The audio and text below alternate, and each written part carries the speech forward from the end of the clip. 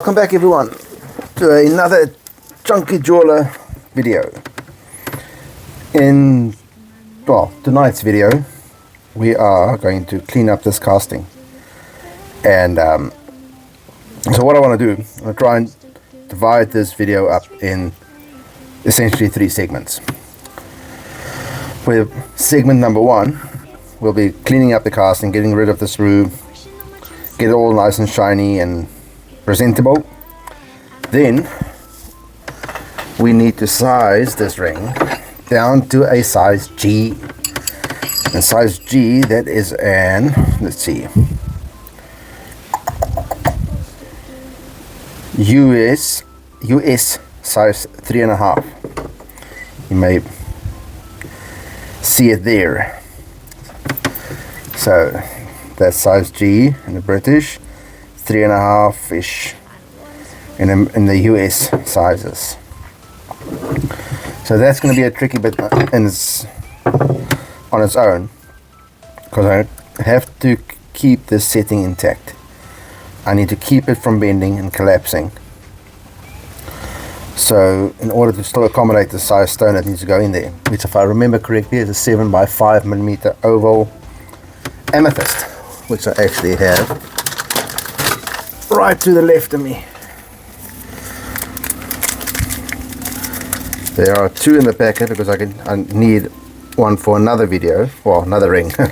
So I'm already talking about my videos, my rings in video format. So there's the amethyst, and we have some diamonds floating around here somewhere as well.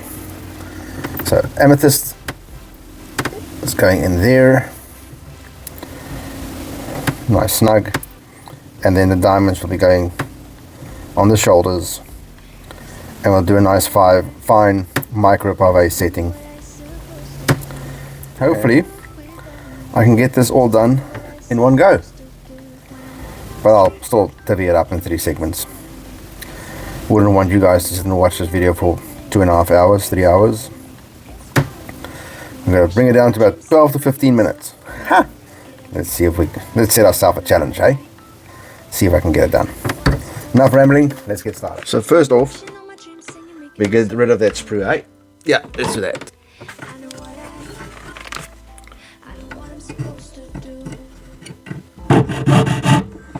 Take a nice 3/0 blade. We'll get this out of the way. Cut gingerly into the gold.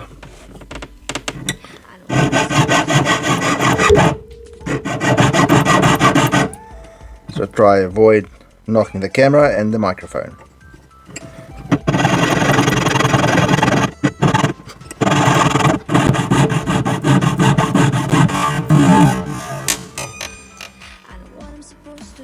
Okay, that's the sprue gone. And now for filing. So I might speed this section up until I get to an important bit. We will chat again.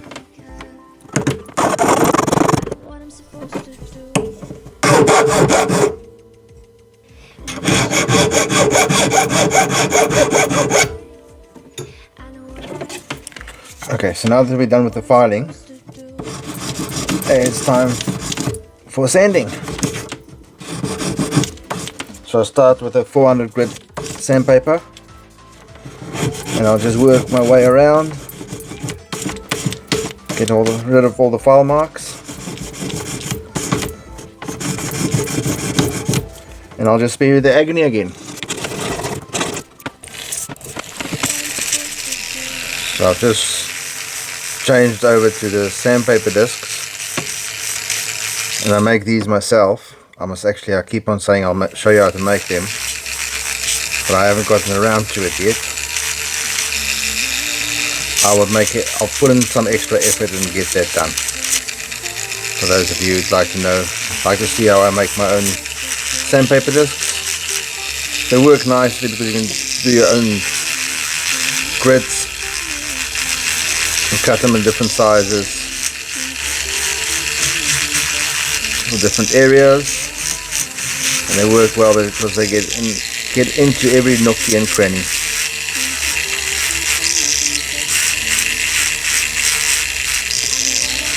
without much effort.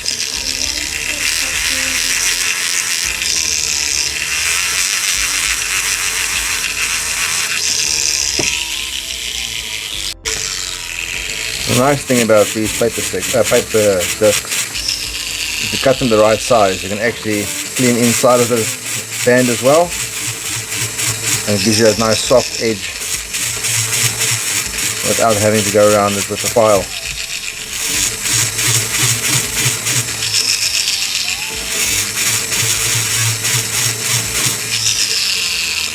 So if you're keen, if you're interested, let me show you how the ring jumps out of your fingers.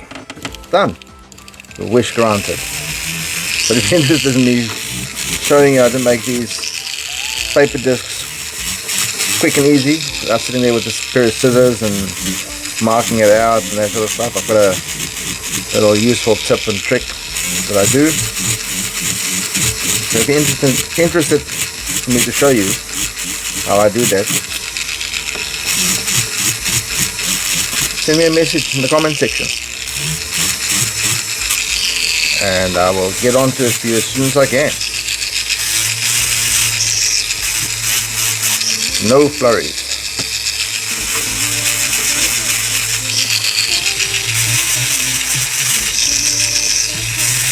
Starting to clean up quite nicely. I'm happy there's no major porosity areas. I'm not going to be too worried about those little lines there, because when I hammer the metal down over the stone, it'll bruise it regardless. It'll bruise the metal, and I have to clean up afterwards anyway, so may as well just leave it like that for now, for the time being. So that's the first segment semi done. So now on to the second segment, where we're going to size the ring down to a G. So firstly what we'll do, we'll count how many sizes we're going down. So this ring is currently, let's call it an 1.5 leading edge. We need to go down to G. So what we'll do is count 1, 2, 3, 4, 5, 6, 7 sizes down. Geez, that's a lot. Let's get our vernier out. Just make sure it's on 0.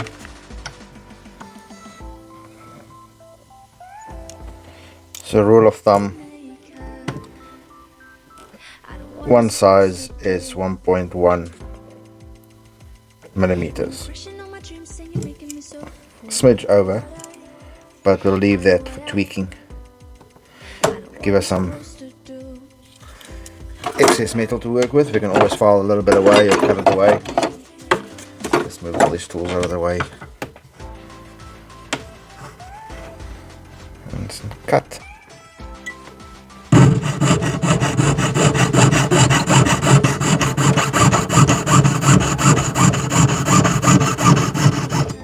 So I generally don't cut all the way through on the first cut, because otherwise you end up with this ring just wobbling up and down the whole time. No stability.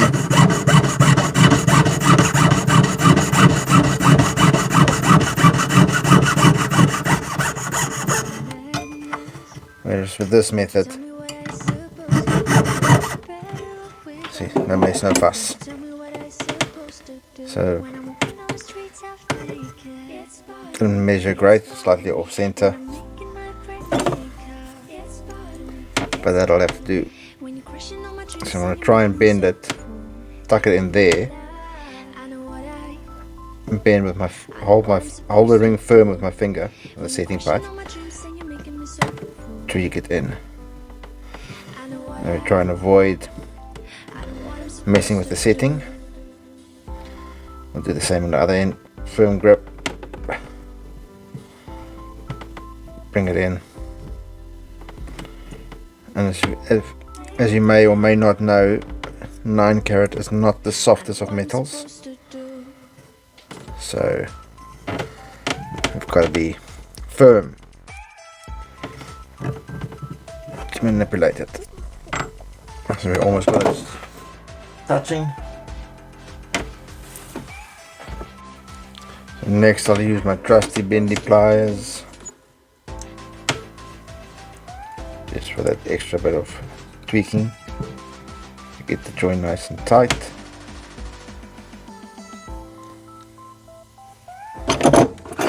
I still need to measure. So we're only on G now, and we are still very oval. So I'm going to cut another section away, and what I'll do now, I'll cut into the off-center side, this side, and I'll cut away another, say, 2 mils or 1.5 roughly. Start the cut.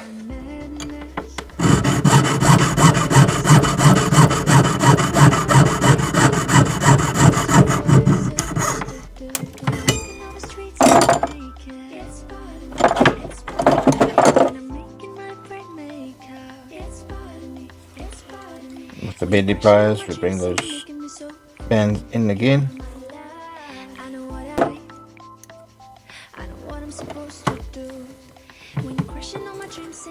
So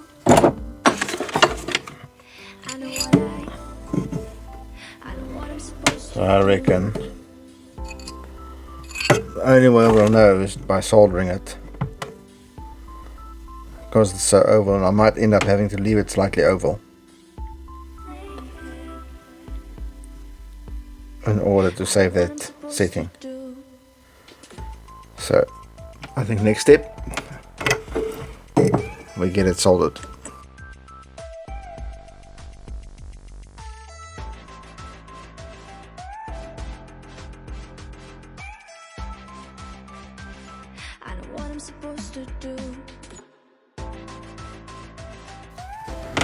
So we've got the solder flowed nicely, perhaps a little bit too much.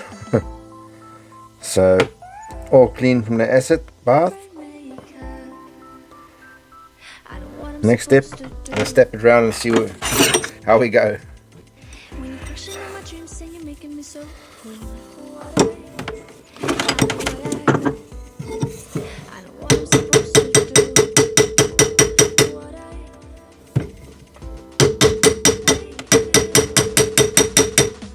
You may notice I'm knocking it with the back of the hammer, the handle. The only reason why I do that is I'm trying to avoid bruising the metal, and I know I should be using a mallet, but I'm not a big fan of a mallet. Oops. The light.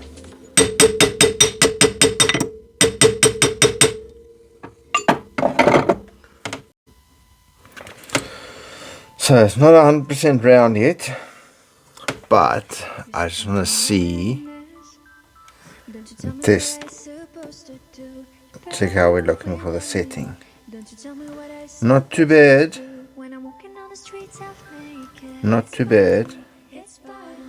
You may notice it's dropping in a bit more than what it did before, but I think we're still in the tap that round a bit more. And we'll just keep testing and checking as we go along.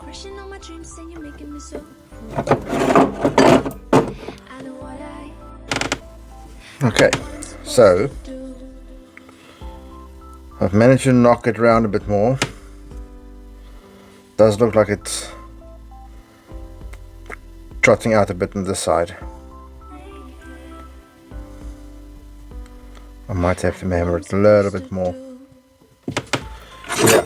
Can't leave it like that. Let's see. Here you can see the gap. See the gap there? I'm going to get rid of that. Try and turn the sound off.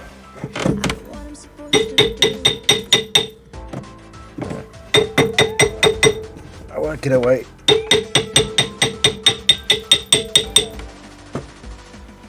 With not bruising it. Now you gotta be careful not to tap it too much, otherwise it will go oversized. Let's check it. Let's check the size. I think we're still in the safe zone. technically a G center, so I think we'll be alright. So I want to clean up all this bruising, and I'll let you join back with in a minute. Okay, now that we've got rid of the bruising, let's see if I can set this stone. And usually I would set the diamonds first, but in this case, and I suppose I got to be completely transparent as well, this is not your usual casting like everyone's used to these days. This is an old mold that's been wax injected and casted. I don't even know who made this original ring, and if I'm honest, it looked like they were struggling. So let's see if I can save this ring. So first off, if you look closely, let me see if I can.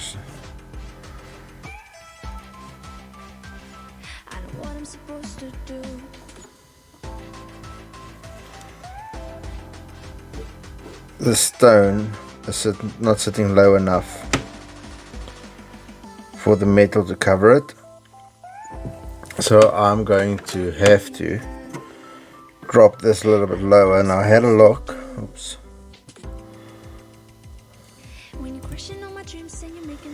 We've got quite a bit of room to spare underneath before the stone would start pushing through or poking through. So I'm going to get rid of this little, just half a mil, and that'll leave me, let's see, on the inside it's a bit of issue as well. There's not a lot of meat for this, but I'm hoping that the taper will give me enough leeway to drop the stone just ever so slightly. So let's see. That's good. Just get straight into it. Sideways, so it's far a bit more on this side.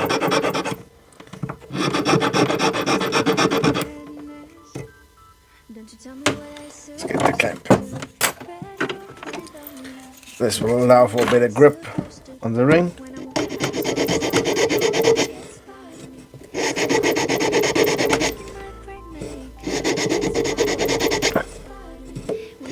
And also allow for a bit more of an accurate filing. We don't want that bezel there to go off tilt. So let's see what I do with wax. There we go.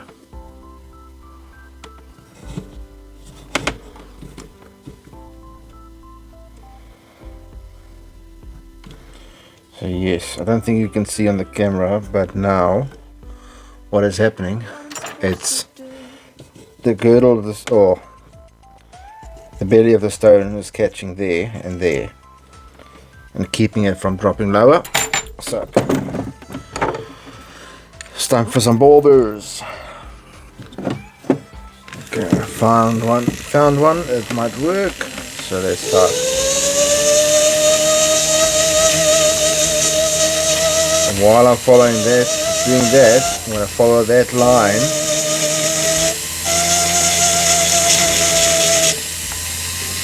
all the way around to create a new seat for the stone.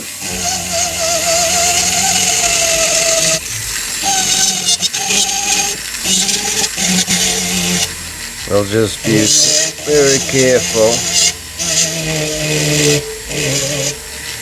on the side bits, or the shoulder side, not to get rid of all that meat on the inside there.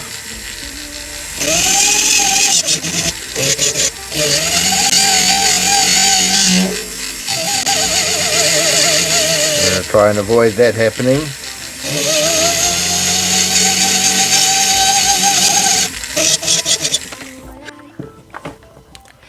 Let's see how it sits.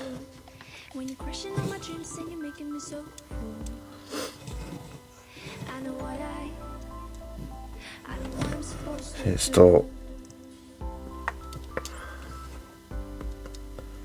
not sitting straight. Well, kind of. This is not the best stone. Might have a look at that other stone. Remember I said I had two? So this one is, well, it's either or. Not this one is meant for the other ring, it's exactly the same size. Oh no, this is a deeper stone. No. I have to stick to this one. Our first choice was the right choice. Okay, I'm gonna take some more metal away from here.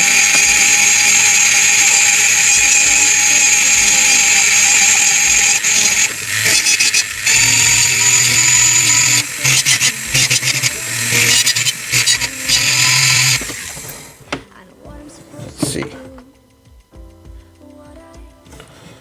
Okay, got it low enough, I think. I suspect it'll be fine. There's not a lot of room for mistakes.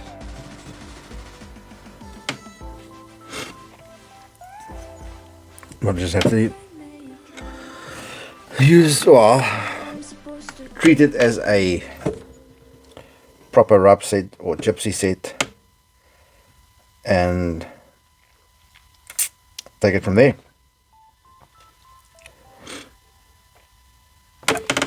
Okay, so I'm going to give this a quick polish and I'll let you jump in again after I've done that. So now that I've polished the ring, got it in the clamp, I'll place the stone, make sure it's fairly well seated, looks good. I'm going to add some wax to this one, because this is going to be a nasty little bugger. So you may or may not be familiar with this trick. Just add a bit of wax to keep the stone in place, and add a bit of heat so the wax flows in all the cavities. Because what you want is for the wax to go sit behind the stone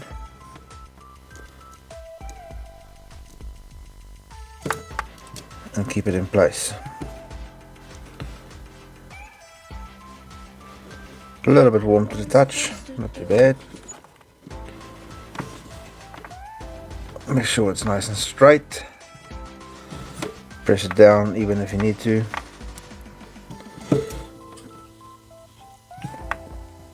Looks fairly level and even, not anymore.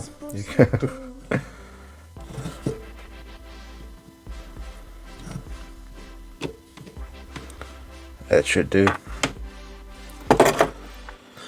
So when setting something like this, you want to stay away with any metal bar. Steel. You don't want to bring steel close to amethyst, because this is the other little snag. Such a difficult setting. Although it's an inexpensive stone, it's a very soft stone, and it's annoying when you have to go to your boss and say you broke a stone. It's not ideal. Not ideal at all.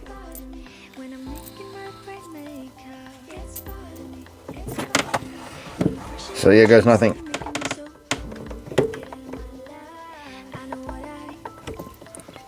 So I'll start with the four corners.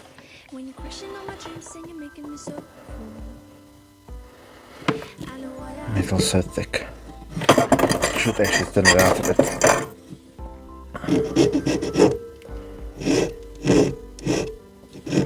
So very carefully file these tips down a bit.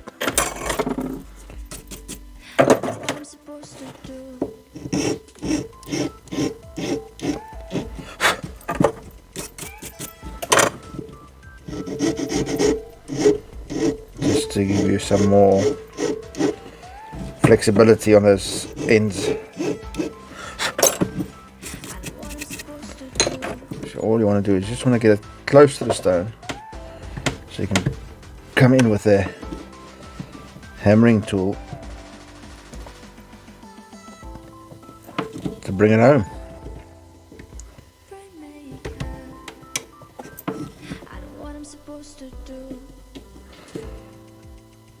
We still have a bit of movement on the stone, but that should do. So now I've got the hammer tool attachment attached to my forward motor. Might get a bit noisy.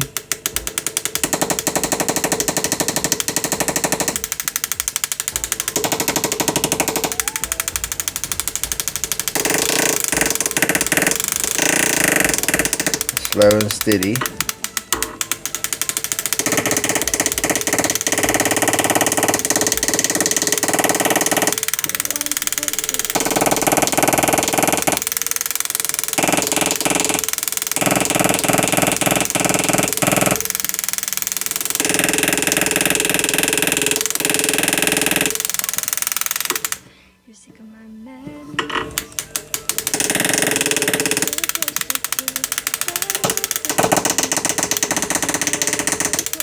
You'll forgive me if I don't say too much right now. A little bit focused.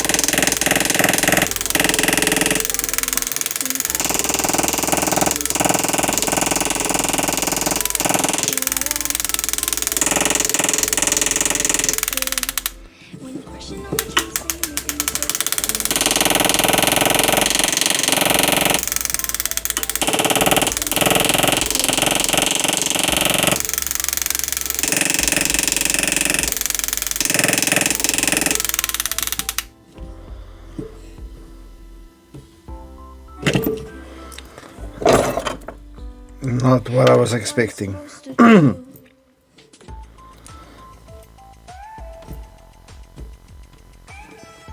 Okay.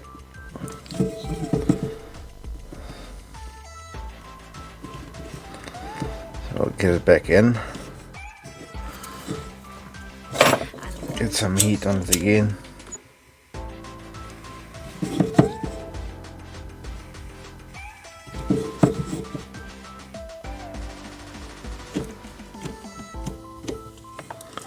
It's a nasty little bugger, this. Okay, let's try again.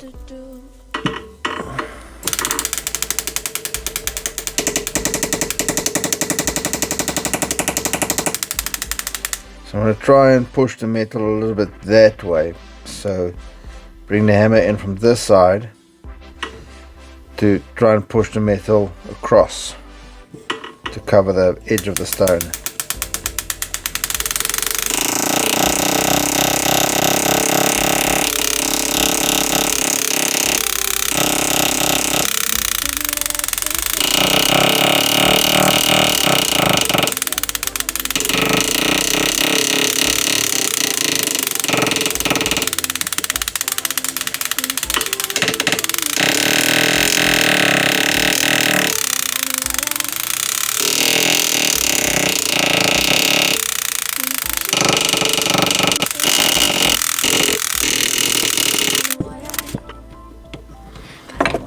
It's still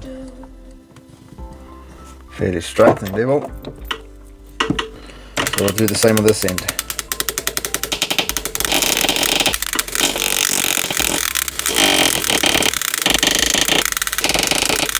Getting so close to that stone.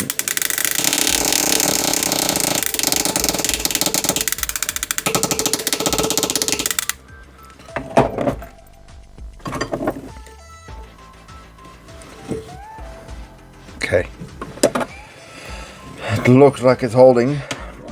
I'll be back in a minute. I'm going to dip it in ultrasonic, get rid of the wax, to see where we're at. Shit, someone out there must have been praying, fingers crossed, or just, I don't know. I can't believe this went. I'm almost speechless, and if I'm honest, this stone is slightly freaking tilted, but I'm inclined just to leave it like that, because to muck around with this little sucker I'm not taking it out.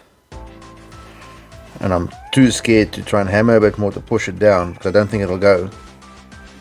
But I do think it's not from the setting, as the one side of the belly, the stone is not a great cut. The one side,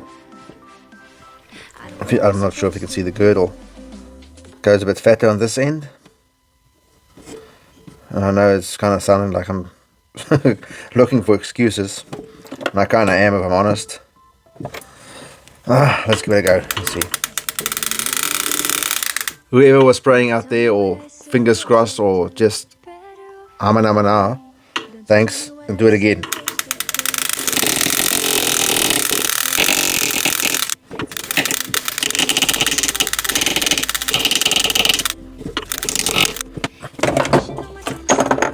Let's have a look.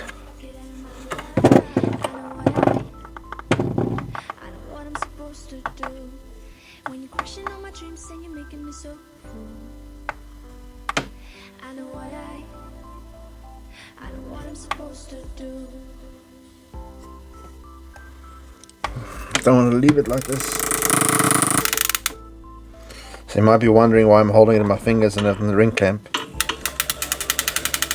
So my fingers actually act like a bit of a shock absorber.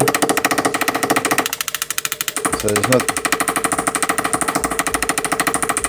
so we don't have too much strain on the stone while hammering so close to it.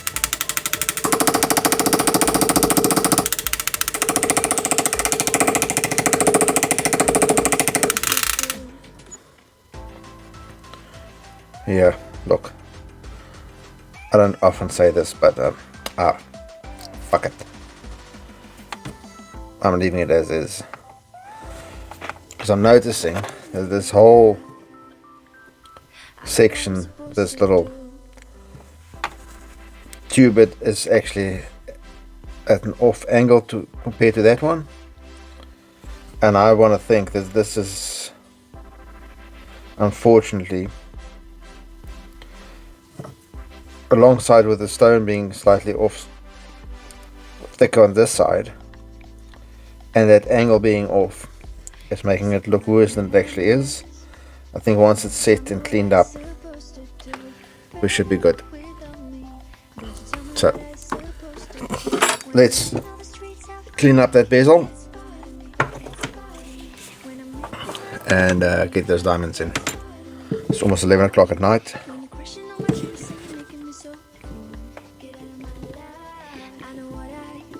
Just rounding off those edges. That's why I used the brass spindle, because it doesn't scratch the stone, won't scratch the stone at least, and it just smooths off the edge of the bezel. So when you come in with the graver, once again very carefully, you don't end up with little gaps, little pockets of metal away from the stone. Which graver am I using?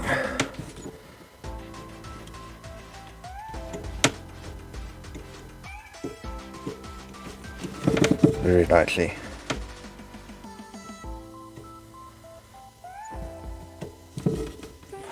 I know this one's got a sharper point, but it should, let's use this.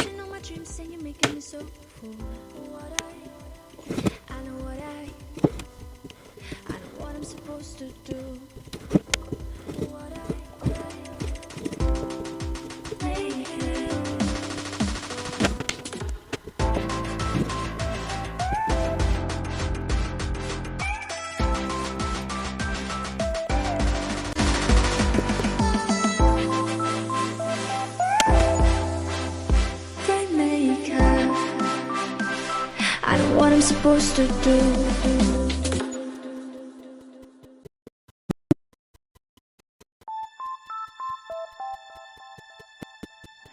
You're sick of my madness. Don't you tell me what I'm supposed to do. You're better off without me. Don't you tell me what I'm supposed to do when I'm walking on the streets half naked. It's part of me, it's part of me. When I'm making my brain makeup. It's part of me, it's part of me. When you're crushing on my dreams and you're making me so full. Get out of my life. I know what I'm supposed to do when you're crushing on my dreams and you're making me so full. I know what I'm supposed to do.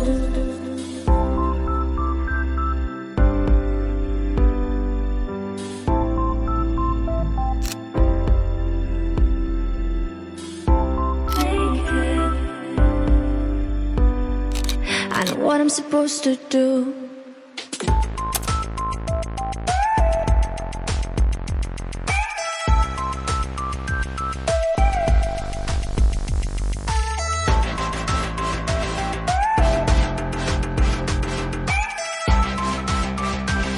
I know what I'm supposed to do.